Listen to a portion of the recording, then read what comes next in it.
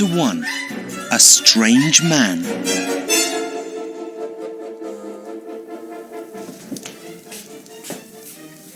"Holmes," I said one morning, "come over here to the window. There's a very strange man in our street." My friend, the famous detective Sherlock Holmes, got up slowly from his chair. He stood behind me, with his hands in his pockets, and looked down into Baker Street. It was a cold February morning, and the snow of the day before was on the road. The man in the street was about 50, tall and fat. He wore expensive clothes, a long black coat, a tall hat, and dark trousers. He ran along the street, and he looked very worried. His hands went up and down quickly, and his head moved from left to right. "What's wrong with him?" I said. "He's looking at the numbers on all the houses." "Watson," said Holmes, "he's coming here, I think."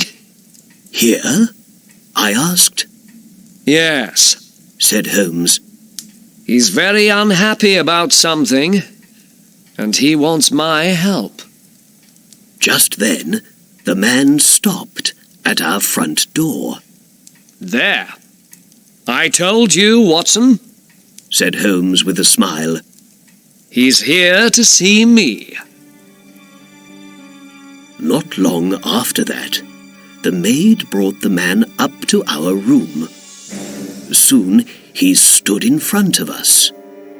His head moved from left to right, and he put his hand up worriedly and pulled his hair from time to time. His mouth opened, but he couldn't speak. Holmes took him by the arm and smiled.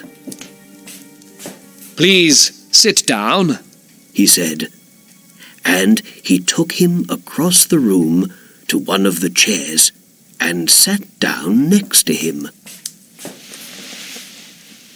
"You'd like to tell us your story. Is that right? You are tired. We can wait a minute, and when you are ready, we can begin." The man sat for a minute or two.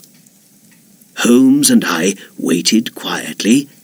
Then, when he was ready, the man looked up and began. "I look very strange, I know," he said quietly. No, said Holmes. "You want to tell me something important, that's all." "Why did this happen to me?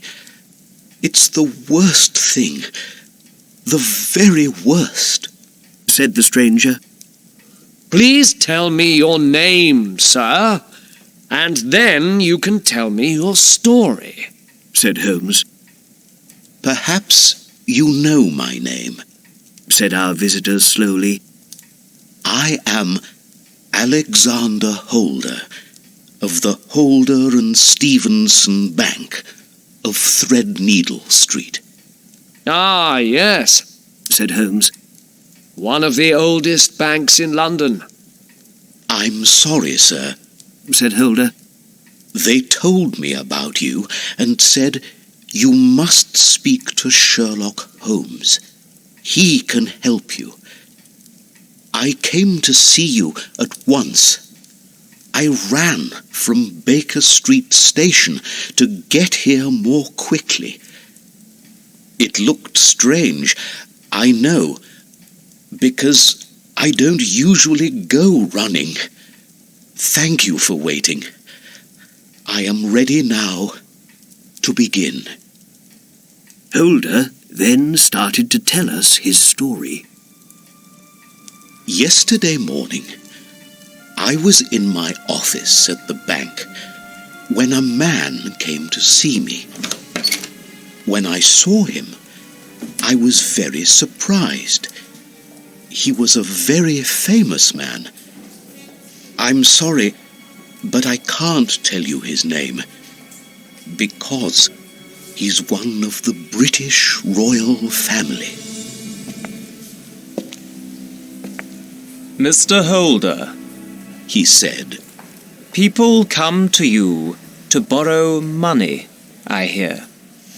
Yes, they do, I said, and we always give it to them when we can, I see. said the man. Well, I need to borrow £50,000 from you at once. 50,000, I said. Yes. I can borrow that money many times over from my friends, of course. But I wanted to come to a bank for it. It's not good to borrow from friends. After you give the money back to them, they always ask you for things later to say thank you. And how long do you need this money? I asked. For 6 days. Said the man. Someone is going to give me a lot of money on Monday, so I can give back the £50,000 to you then. But I need the money now. Well, for the bank to give out £50,000, you need to leave something expensive with us, I said. The man then took out a big black box and put it on the table.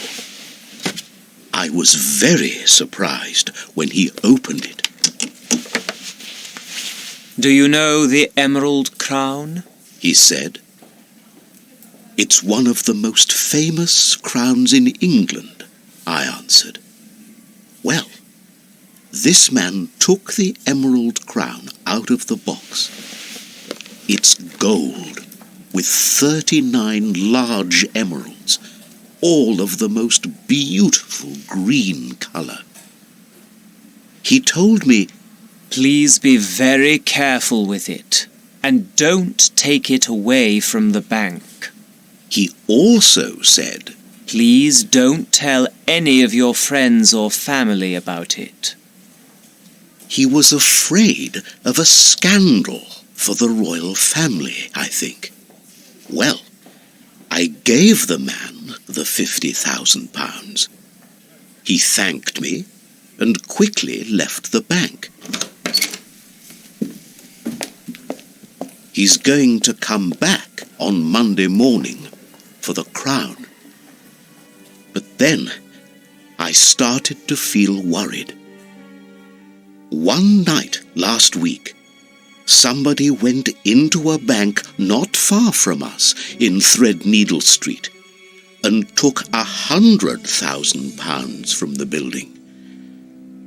I was unhappy about leaving the emerald crown at the bank, so last night I took it home with me.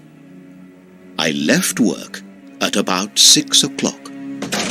I closed the door of the bank behind me, and I looked carefully up and down Threadneedle Street. In the dark, nobody saw me put the black box under my coat. I then took a carriage back to my house in Streatham. It was, of course, a cold, snowy evening, and the carriage drove along very slowly. There was only one man in the carriage with me, and he didn't see the box, I know. I had it under my coat all the time. I felt pleased when I arrived home. I ran upstairs to my office and put the black box into the desk there. I locked the desk with a key and then went over to the window. Just then, I saw somebody, a stranger, in the front garden. I couldn't see his face. He wore a hat and a long coat. When he saw me at the window, he suddenly walked away. I remember one thing about him. When he walked, one of his legs moved strangely. I then ran quickly downstairs and out into the garden. "Hello? Who's there?" I called.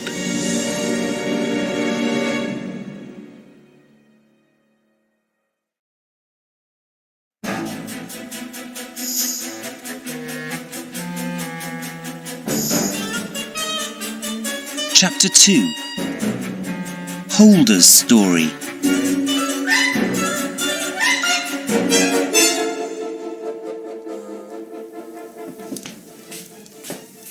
"And did you find this man in the long coat and hat?" I asked. "No," answered Holder. "I looked in the front and back garden, but nobody was there." He stopped talking and thought for a minute. But before I continue with my story, I must tell you about my family and all the different people in the house. Ah, yes, said Holmes, and he moved his chair nearer. My family isn't very big, said Holder. My wife died 10 years ago, and I've got only one son, Arthur. I'm sorry to say it, but he isn't a very good son. When my wife died, Arthur was the most important thing for me. I wanted to make him happy, so when he asked for something, I gave it to him. I was wrong to do it. I know that now. I wanted Arthur to work with me at the bank, but he was no good with money. He was a wild young man. When he was 18, he started going to a gambling club. He made friends there, all rich young men with a lot of time and money. With these new friends, he learned to play cards, but of course, he often lost. He came to me nearly every week and asked, "Can I borrow some more money from you, Father?" "And did you give it to him?" I asked interestedly. "Yes," said Holder. "Arthur often told me, 'Father, I'm going to leave the club.' And from time to time he stopped going there, but he always went back after a week or two.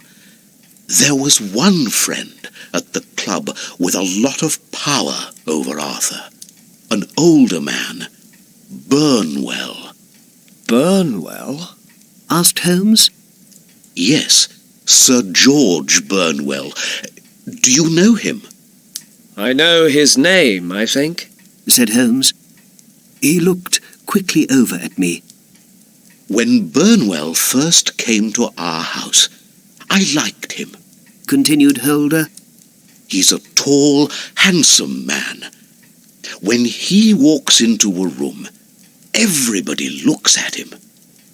He's a wonderful talker. He can tell the most interesting stories for hours and hours. But he has a cold look in his eyes," said Holder slowly. "For me, there's something strange about him. And my Mary thinks this too. I can see it in her eyes."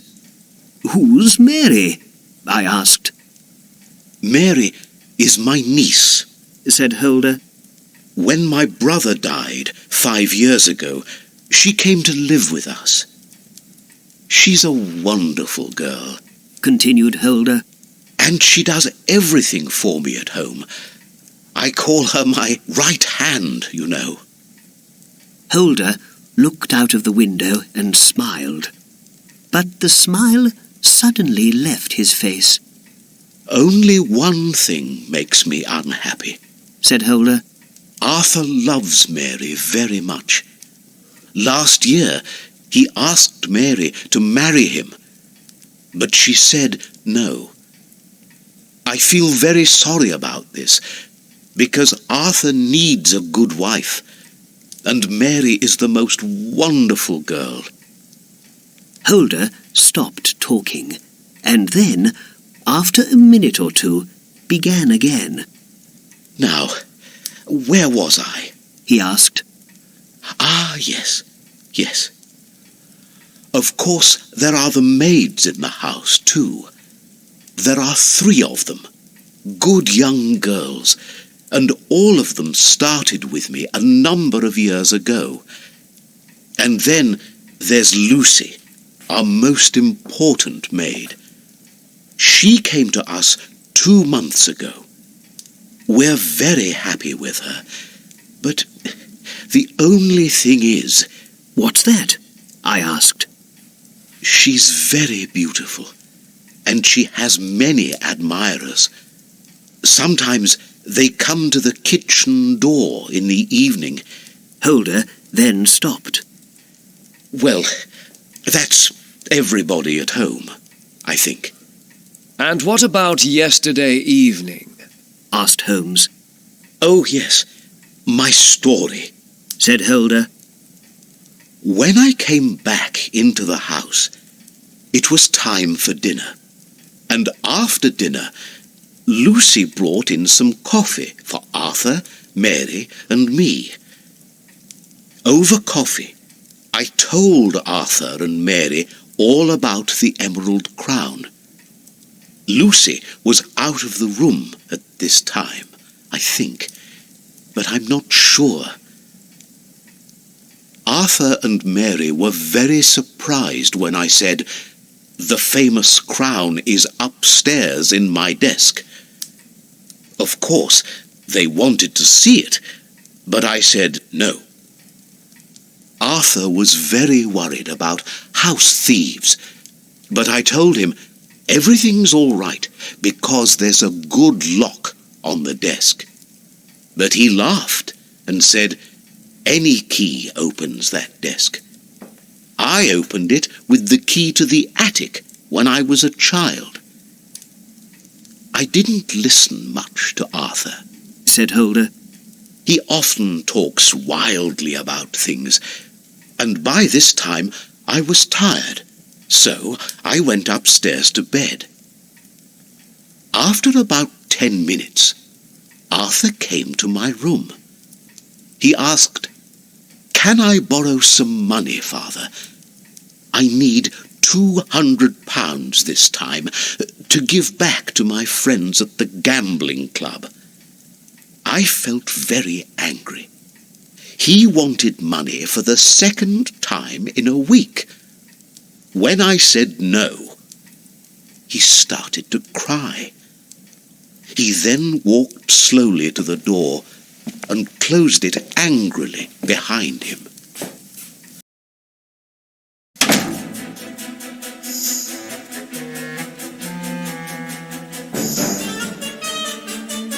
Chapter 3. In the Night.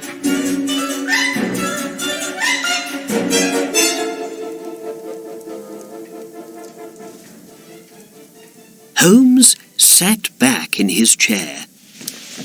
Well, Mr. Holder, what happened next? He asked. Holder continued with his story. Before I got into bed last night, I looked into all the different rooms in the house. I went first to the office, next to my room. I looked into the desk. The Emerald Crown was there, and it was safe. I then locked the desk again carefully. After that, I went downstairs. I was surprised when I found Mary next to an open window in the hall. She quickly closed the window when she saw me. "Uncle," she said. 5 minutes ago, Lucy came in through the kitchen door. She was out in the lane. Did you know that? No, I did not, I said angrily. She was with one of her admirers again, I think, said Mary. It isn't safe. We don't want strange men near the house at night. No, we don't. I must talk to her in the morning about this. And Mary, I said, did you lock all the doors? Yes, I did. She said. Are you sure? Yes, I'm sure. Then I went upstairs to bed. I'm not usually a good sleeper, and sometimes I get up in the night. Well, at about 2 o'clock in the morning, I suddenly opened my eyes when I heard a strange noise. It wasn't a loud noise. Is someone closing a window or a door, perhaps? I thought. I sat up in bed and listened. Everything was quiet for a minute or two. But then I heard somebody in my office. I felt afraid and got out of bed. I went to the office and slowly opened the door. In the half-light, I could see Arthur in only his shirt and trousers. He had no shoes on. The emerald crown was in his hands, and he pulled at it wildly. He wanted to break it, I think. Arthur, I cried, what are you doing with the crown? You thief! You thief! When he heard me, the colour left his face, and the crown fell from his hands. I ran over and looked at it. One of the corners of the crown, with 3 emeralds on it, was missing. Arthur, I said, where are the missing emeralds? The emeralds? He asked quietly. Yes, I said, the emeralds. But surely they are all here, he answered. Look, there are 3 emeralds missing. Do I need to call you a liar and a thief? I cried. Liar! Thief! Said Arthur angrily. I'm not going to listen to your names. But I saw you with the crown in your hands, I said. You wanted to break it. You're wrong. You don't understand, said Arthur. I... He then stopped suddenly and said, I'm not going to say one more word about any of this.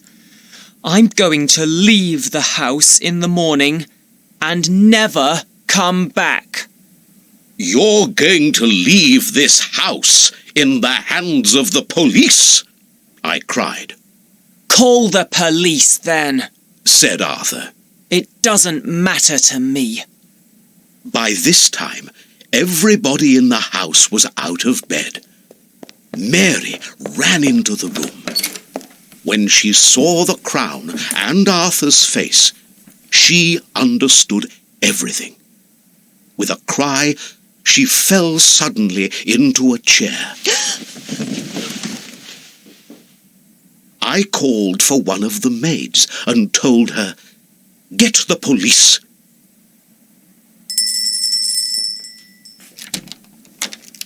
When 2 police officers arrived at the door, Arthur looked white and ill. He stood with his head down. Are you really going to give me to the police, Father? He asked. Yes, I answered. You know the crown is the royal family's. The police need to investigate this crime carefully. We must find the missing emeralds, or there's going to be a scandal in this country. Arthur listened, and then looked up at me. Can I ask for one thing, Father? Can I leave the house for 5 minutes? Leave the house for 5 minutes, I said. Leave you free to run away or put the missing emeralds somewhere safe? No, of course you can't. I then started to talk quietly. Please, Arthur, I'm a famous banker. I have a lot to lose here. Give me back the emeralds now, and we can forget everything. And forget your names for me, liar and thief? Never! Cried Arthur, and his face was red and angry. There was nothing more to say. I called the police officers into the room and gave Arthur to them. Look over the house upstairs and downstairs, I said. Go into every room. Only stop looking when you find the missing emeralds.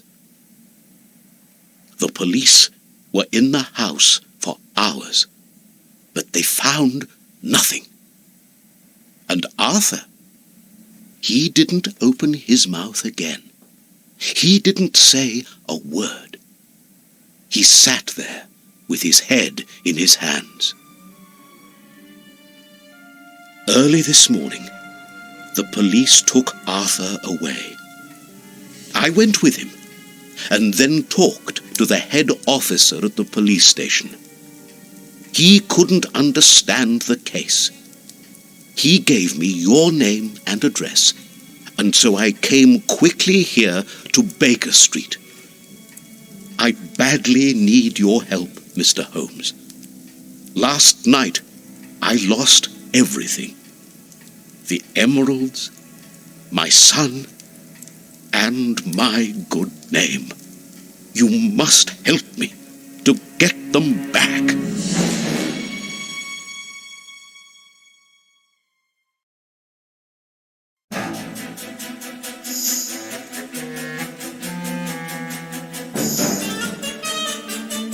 Chapter 4. The House in Streatham.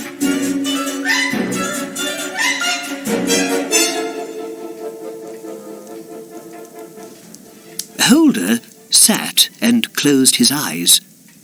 He moved in his chair unhappily. Holmes looked out of the window into Baker Street. I waited for him to speak about this most interesting case. Do you have a lot of visitors? Holmes asked Holder suddenly. Not many, Said Holder.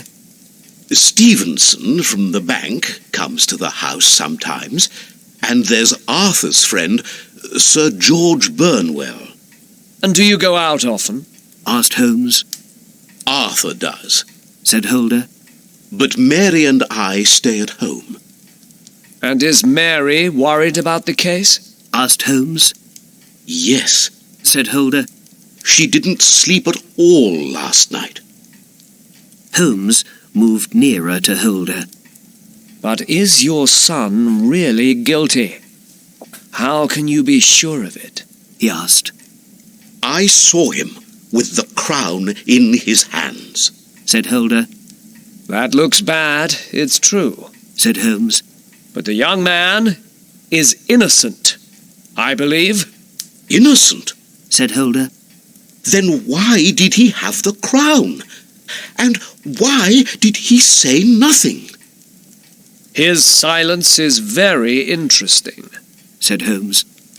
An innocent man speaks a lot and tells you everything. A guilty man speaks a lot, but he is a liar. But to say nothing is most unusual. Did Arthur really go to your office, break off a corner of the crown, go to put it in a safe place, and then come back to the office with the remainder of the crown?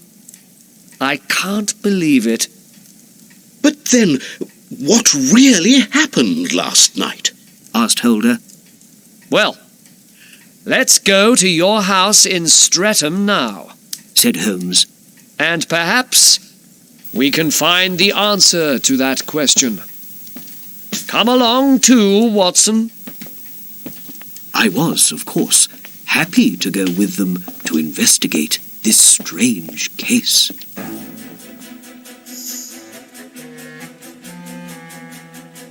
Holmes didn't speak in the carriage. He sat with his hat over his eyes. When we arrived in Streatham, he stood and looked up at Holder's house. The banker's home was an old white building with a big front garden. On the left of the house, there was a small lane to some stables. On the right, there was a path to the kitchen door. Holmes looked carefully at the snowy front garden. After that, he walked down the path to the back of the house, and then into the stable lane. Holder and I soon got cold, so we went into the house.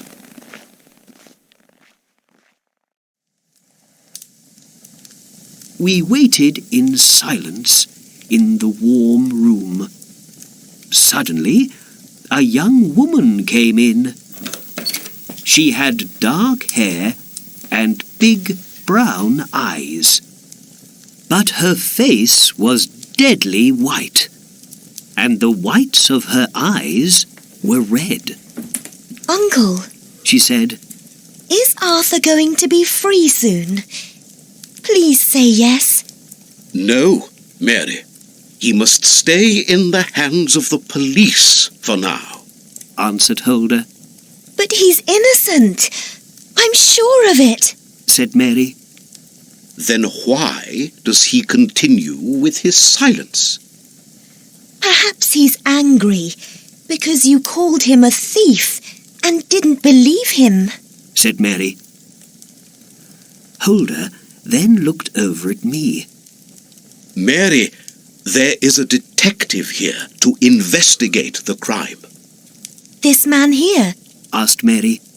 No, this is his friend, Dr. Watson.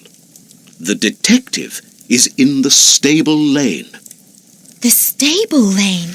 She asked, and she looked worried. Just then, Holmes walked in. Good morning, He said, Miss Mary Holder. My name is Sherlock Holmes.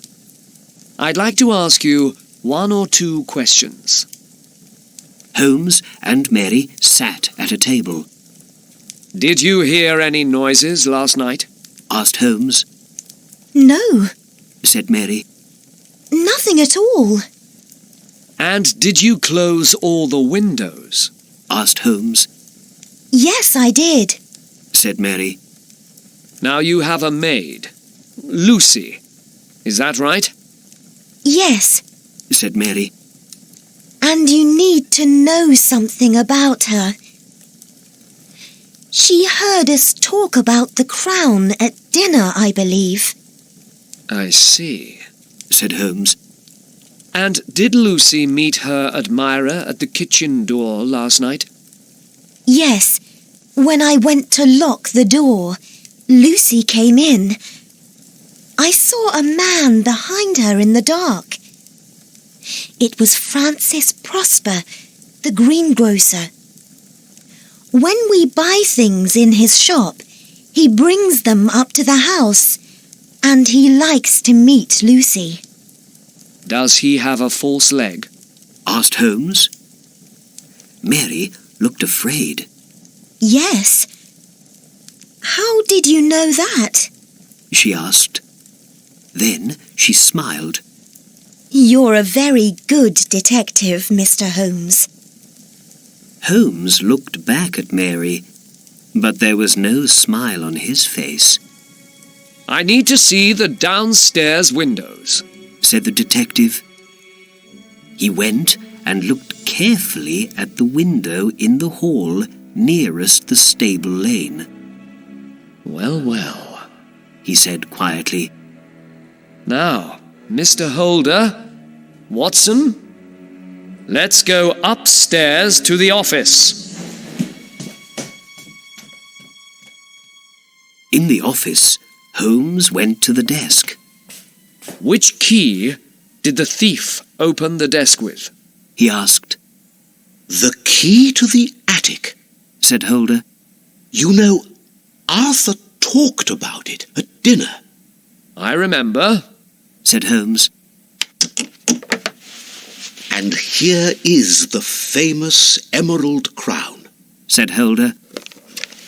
He took it out of the box and put it on the table. We all stood in silence and looked at the beautiful emeralds. Now, Mr. Holder, said Holmes, I want you to break off a second corner of the crown here. No, said Holder. Well, watch me do it, said Holmes. He quickly pulled the corner of the crown, but nothing happened. Do you see? I'm a big man, but I can't break it. And think about it, Mr. Holder.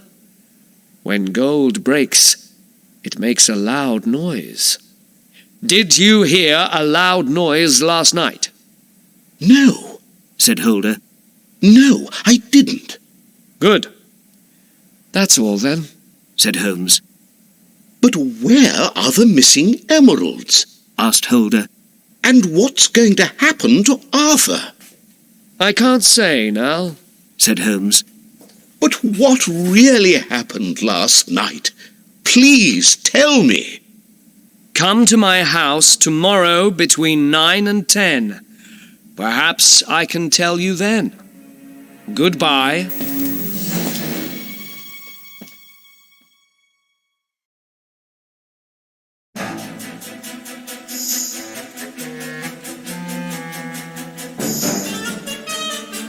Chapter 5. You are near the end of your trouble.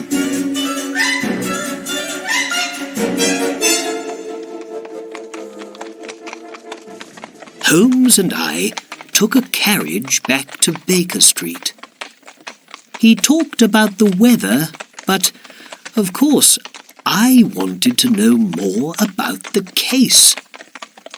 I asked him a number of questions. Is Arthur guilty, do you think? Where are the missing emeralds? But every time, Holmes went back to the weather.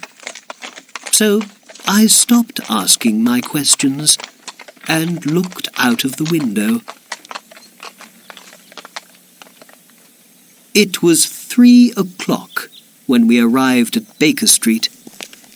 Holmes walked quickly into the house. I have a lot more work to do on this case, he said, and with that, he ran upstairs to his room.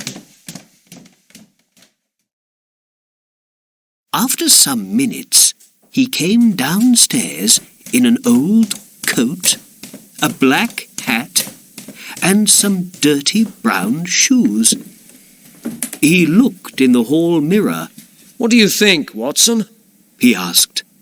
Very good, Holmes, I answered. You're the picture of a working man. Thank you, Watson, smiled Holmes. I'm sorry, but you can't come with me this time. Well, see you later this afternoon. Goodbye. He pulled his hat down over his face and went out into the street.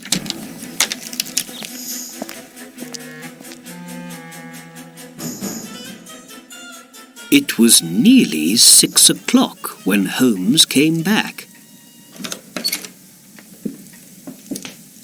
Hello, Watson. he said happily. Can you take this? He gave me an old black shoe. But what's it for? I asked. I can't explain now, he said. I'm going out again. To the West End this time. I'm going to be late home, I think, so don't wait for me. And how's it all going? I asked. All right. I went over to Streatham again this afternoon, but I didn't call at the house, he said. But I mustn't sit here and talk. I must take off these old things. I need to be Sherlock Holmes once again. Holmes was very pleased with his work that day, I could see. He went upstairs, and 5 minutes later the front door closed behind him. He was out on his detective work once again. I sat and waited all evening for Holmes to come back. When it was midnight, I went up to bed. I wasn't surprised.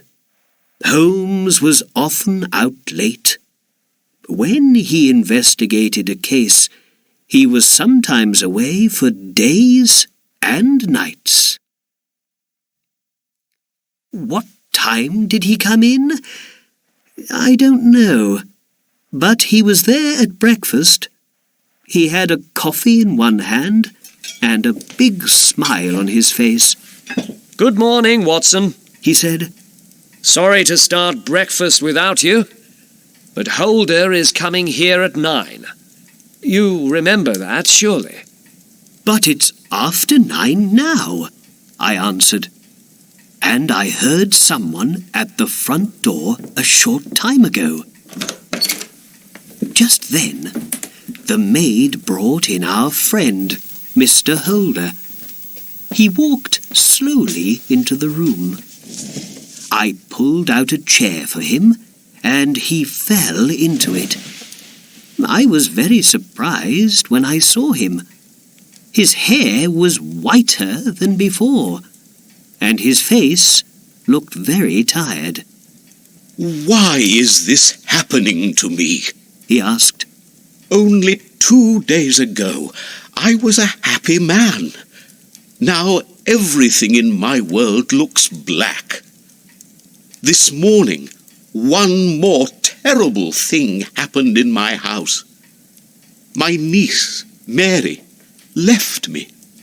Left you? Asked Holmes. Yes. She wasn't at breakfast this morning. And there was this letter for me on the hall table. Holder read the letter to us. Dear Uncle, you and Arthur are in trouble because of me. I can't stay any longer in your house. I must leave you and never come back. I am going to move far away from here, so please don't look for me. Thank you for all the things you did for me. Your loving Mary. What is this letter all about? Asked Holder. This is all for the best, I'm sure, said Holmes. You know, Mr. Holder, you are near the end of your trouble, I believe.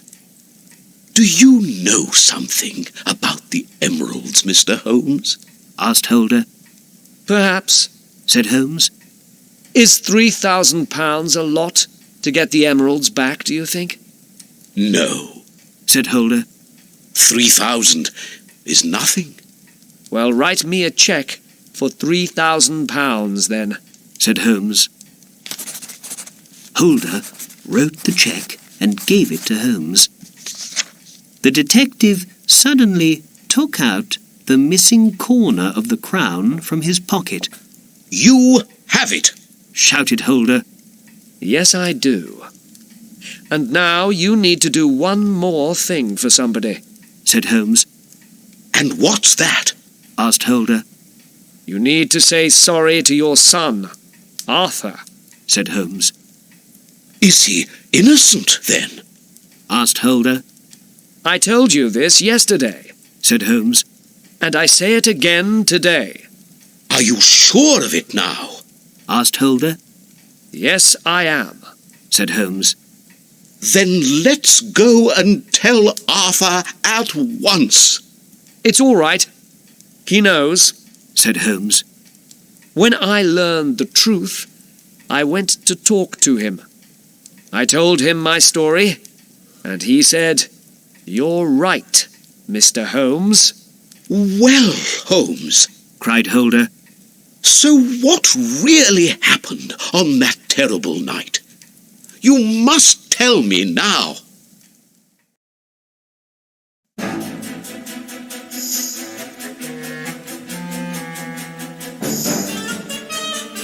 Chapter 6. All in a day's work.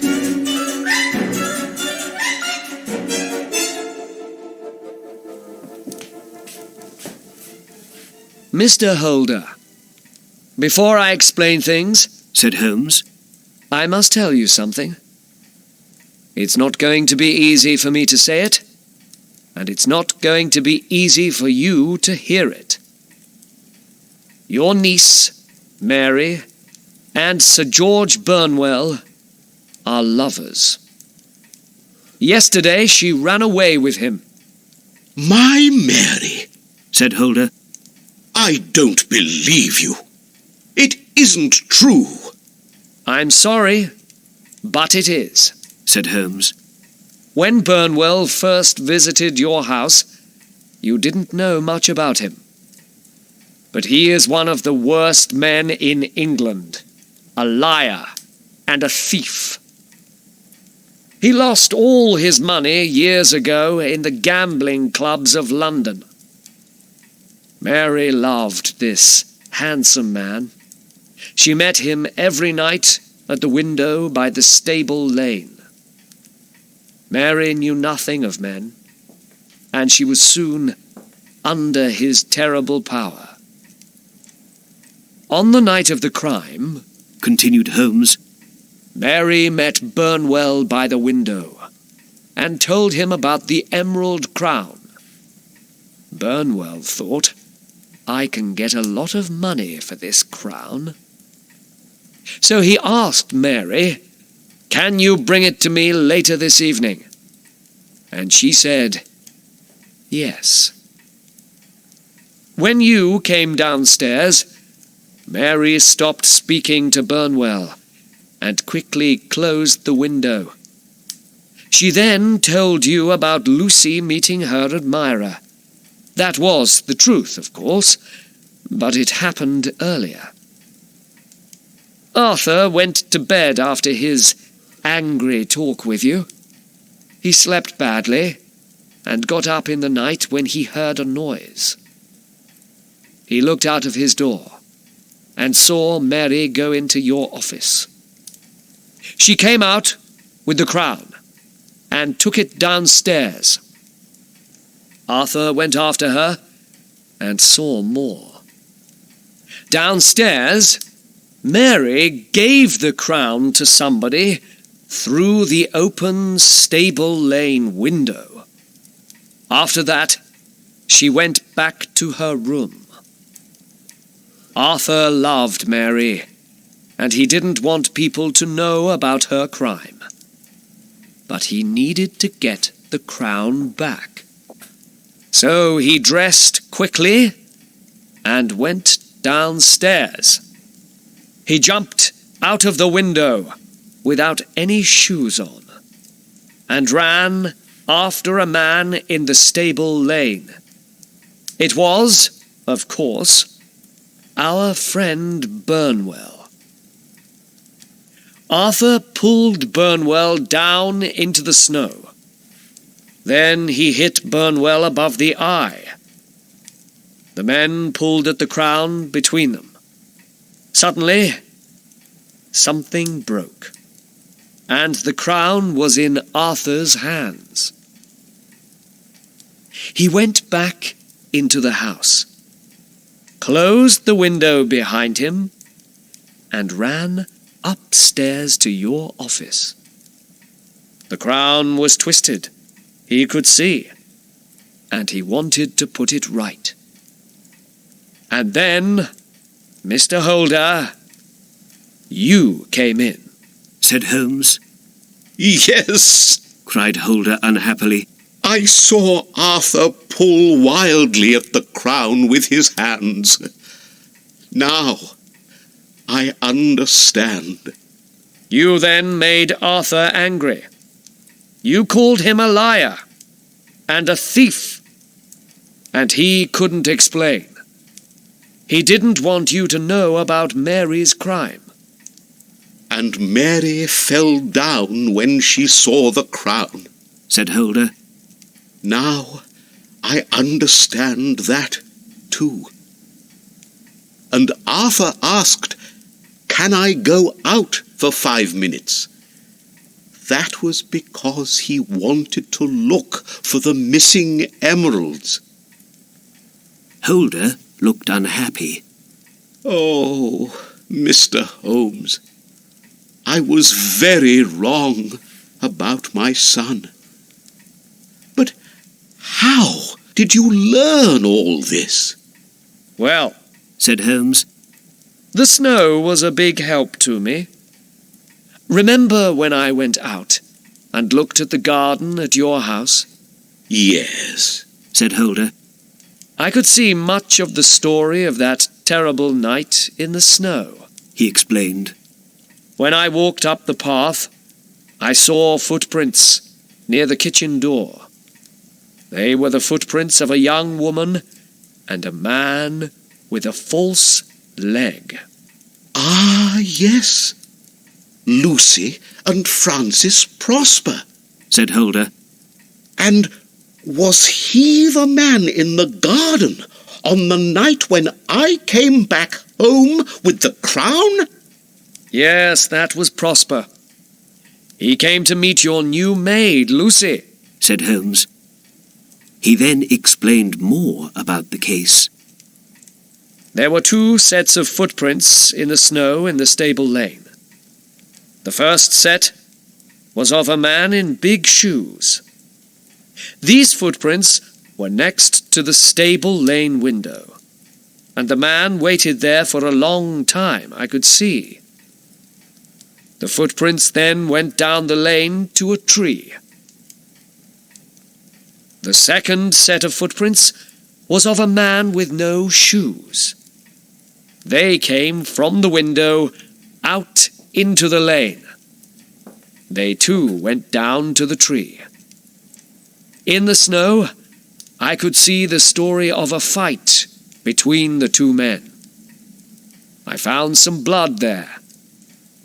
Then the first set of footprints went off down the lane. The second set of footprints came back to the window.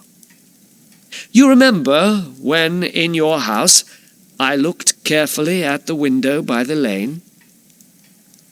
I saw a footprint of the man with no shoes there. So, he came back in through the window, I knew. I started to understand the case better. The man with no shoes was Arthur. But I had 2 questions. Who was the man in the lane? And who brought the crown to this man? Well, it wasn't Arthur. So Mary, or one of the maids, was the guilty one. Arthur's silence was important. He wanted to protect somebody. It wasn't Lucy or the younger maids.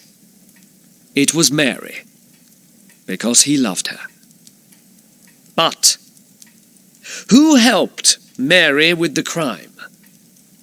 Mary was a good young woman, but perhaps a lover had power over her and made her do this terrible thing.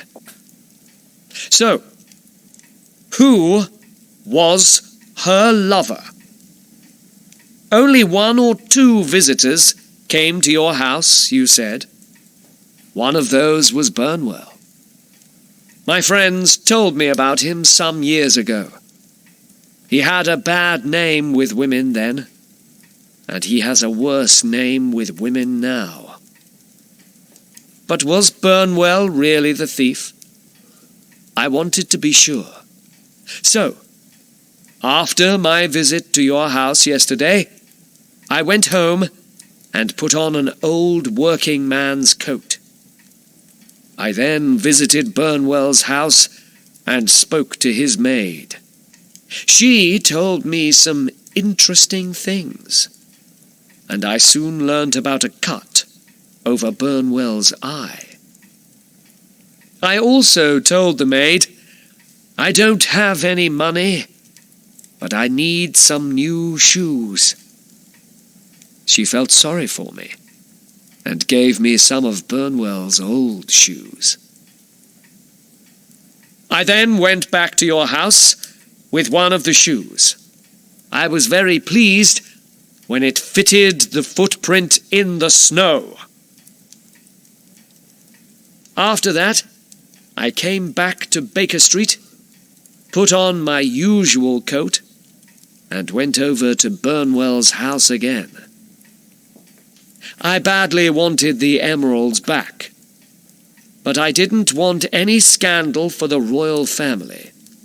So, no policeman, no open investigation. I spoke to Burnwell at his house for some time. At first he said, I know nothing of the Emerald Crown. But when I explained all about the crime, he became angry. He started to hit me, but I took out my pistol and put it to his head. He then found a box and opened it angrily. The missing emeralds were in it. Give me £3,000 for them, he said. Of course, I didn't want to give the man any money, but I also didn't want him to talk and make a scandal. So, I wrote a check, took the box, and left. I got to bed at 2 o'clock in the morning. It was the end of a very long day's work.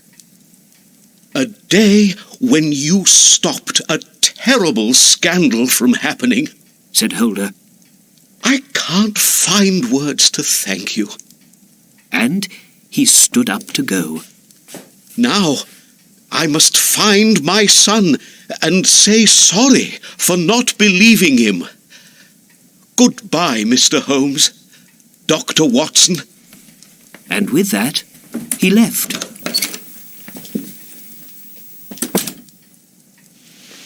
I looked at Burnwell's old shoe on the table in front of me. You always find the answer in the end, Holmes, I said. It's all in a day's work, Watson, smiled Holmes.